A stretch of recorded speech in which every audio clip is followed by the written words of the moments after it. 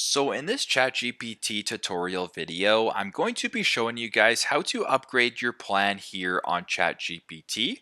So first thing you have to do is obviously open up ChatGPT. Once it's opened up, go to the bottom left to where it says right above your username. It says upgrade plan. Simply just press on upgrade plan right here. Now what you need to do, which I currently have right now, is the plus plan. So that's $20 a month USD.